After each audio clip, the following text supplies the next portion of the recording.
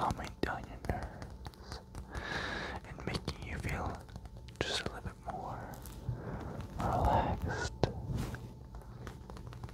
And so, this is a classic. This is one of my favorite books. And it is a book on the history of mathematics. Just something that's interesting to me, and I hope it's interesting to you. Just a little bit interesting.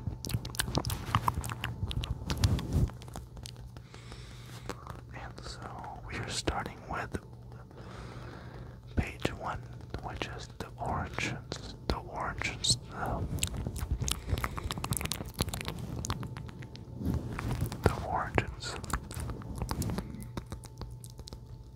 And the first thing that goes on here is the quote, "Did you bring me a man who cannot number his fingers?"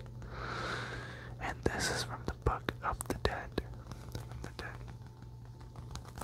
From the dead. And also I forgot to mention, well, Avalis are extremely intelligent, but how do they get their intelligence?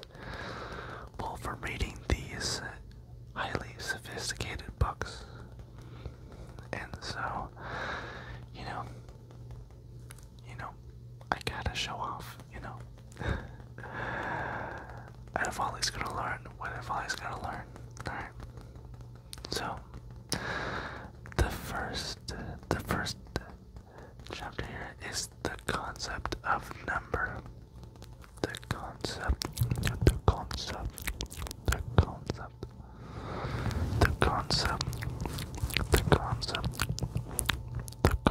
of the number. A very, very important concept that we all must learn. Every single one of us needs to learn this very special concept as we use it in our day-to-day life. But it says, mathematics of the 20th century carry on a highly sophisticated intellectual activity which is not easily defined.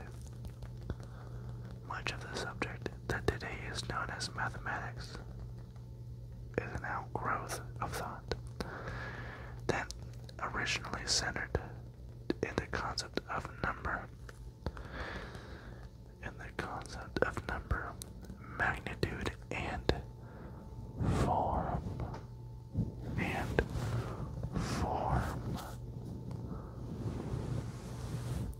Old-fashioned definitions of mathematics as a science of number and magnitude are no longer valid, but they do suggest the origins of the branches of mathematics. Primitive notions related to the concept of number, magnitude, and form can be traced back to the earliest days of the human race, and admirations of mathematical notions can be found in forms of life that may have antedated mankind by many millions of years.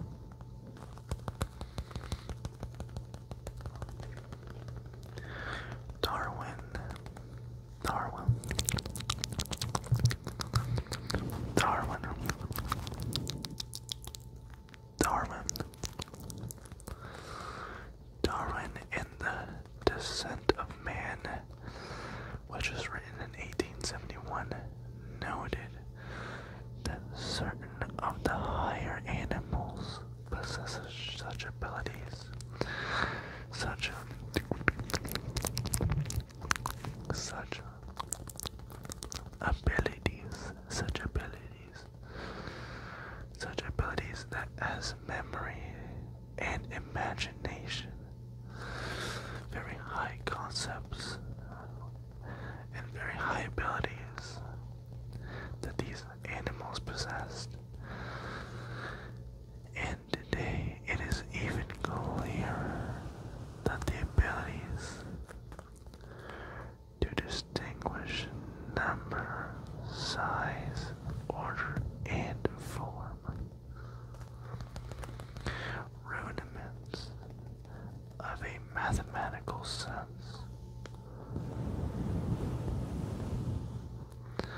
are not exclusively the property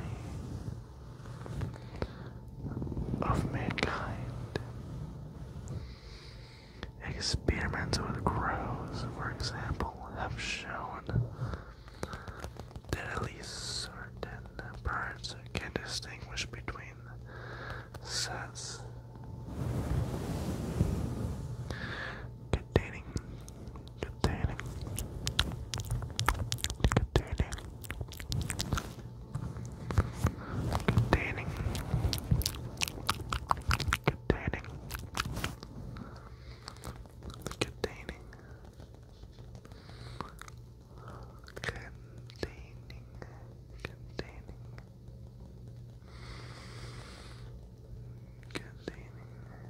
up to 4 elements and awareness of,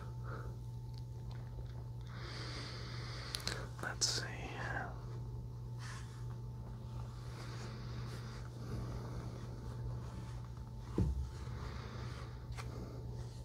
oh no.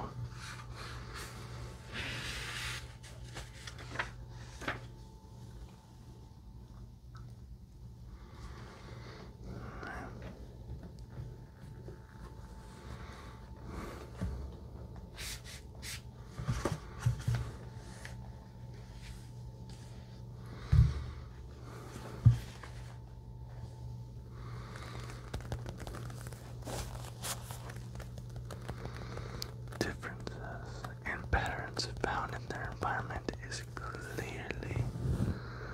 clearly present in many lower forms of life, and this is skin to the mathematician's concern for a form in relationship. At one time, mathematics was thought to be directly concerned with the world,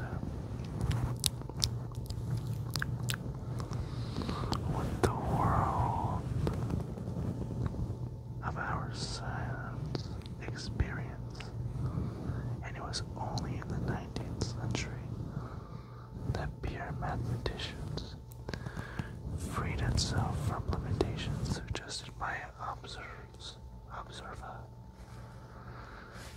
which is interesting to think about.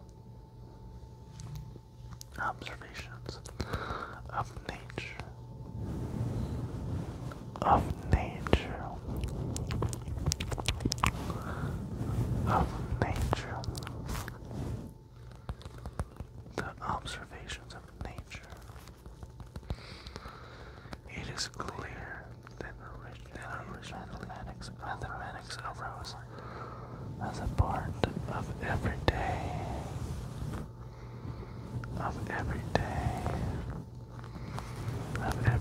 life. And if there is validity in the biological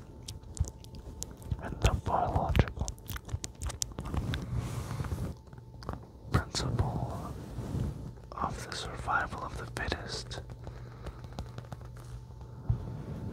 the persistence of the human race probably is not unrelated to the development of mathematical concepts.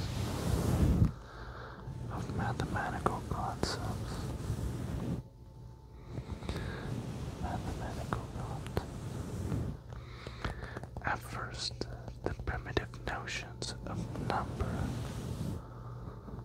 magnitude, and form may have been related to contrast rather than likeliness.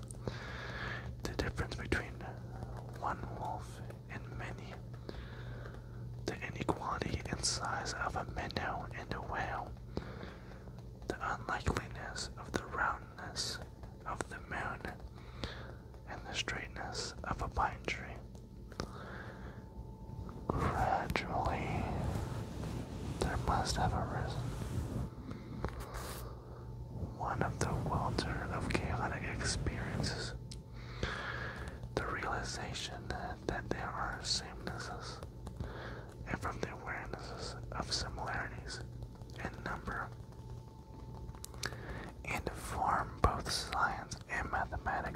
were born.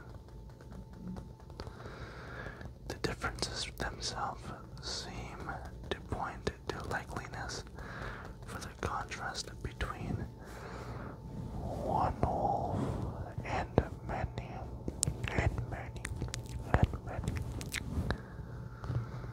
between one sheep and a herd,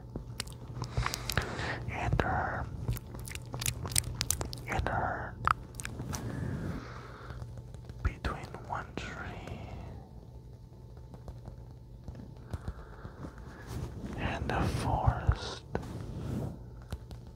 So just that one wolf, one sheep, and one tree have something in common. Their uniqueness. In the same way, it would be noticed that certain other groups, such as bears, can be put into one-to-one correspondence. The hands can be matched against the feet, the eyes, the ears, or the nostrils. This recognition of an abstract property that certain groups hold in common, and which we call number, represents any long step between modern mathematics. It is unlikely to have been the discovery of any one individual or any single tribe. It is more probably a gradual awareness which may have developed as early in man's cultural development as the use of fire, possibly some 300,000 years ago. The development of the number concept was a long and gradual process, as suggested by the fact that some languages, including Greek,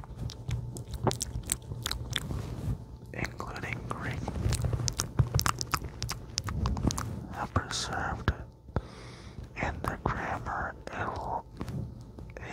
tripartite distinction between one and two and more than two,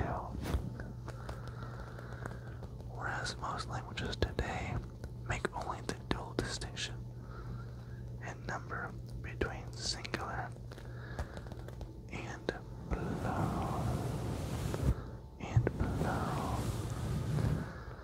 Evidently, our very early ancestors at first counted only to two, and any set beyond this level was stigmatized as many. Even today, many people still count objects by arranging them into sets of two each. And so, that was our first chapter, the concept of numbers, which I find to be very fascinating.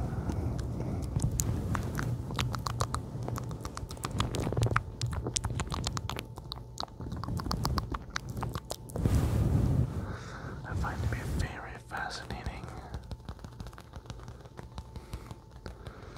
And hopefully you, my cute fluffy, enjoyed it as well.